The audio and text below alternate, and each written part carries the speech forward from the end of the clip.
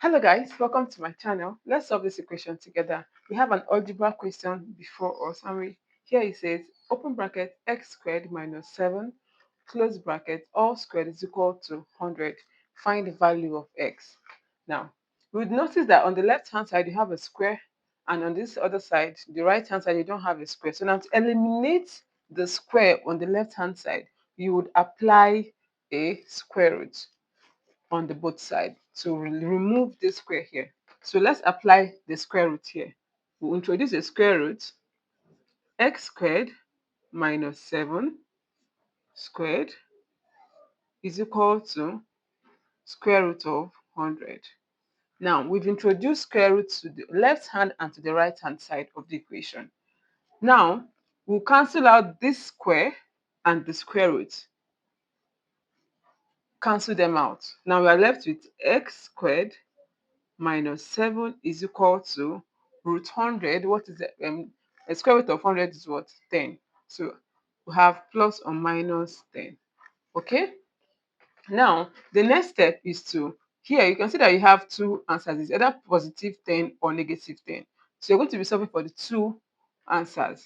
Here we have x squared minus 7 is equal to 10, which is a positive 10, or you can have x squared minus 7 is equal to the negative 10. Okay? Now, here you can see that x squared is equal to 10 plus 7. When the negative moves across this equality sign, it becomes a positive sign. So we have x squared is equal to 17. Okay? Now, we still have a square here, and we want to remove it. We are finding the value of x and not the value of x squared. So to remove this x, we introduce a square root, like I had earlier mentioned in the video.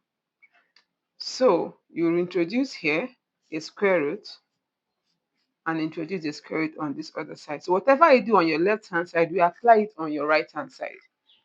This cancels this. So now we're left with x is equal to plus or minus root 17.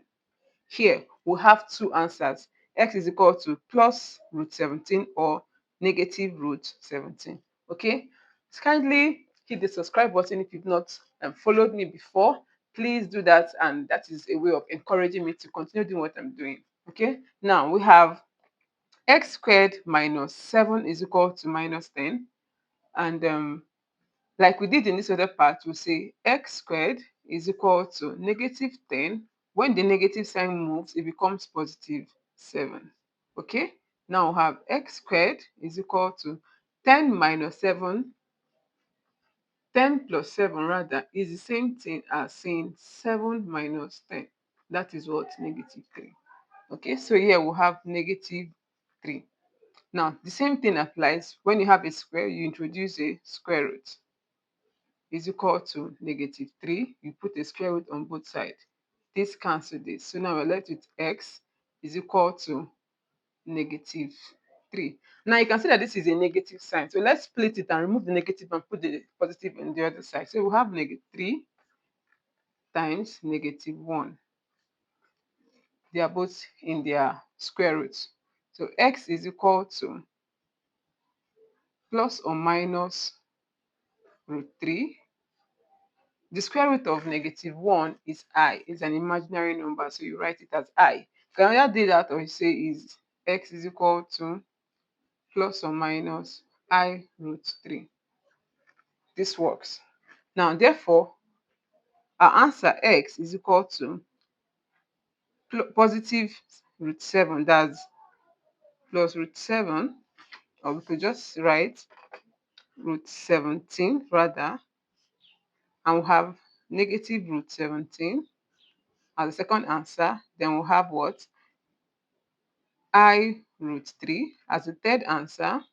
Then we'll have negative I root 3 as the fourth answer.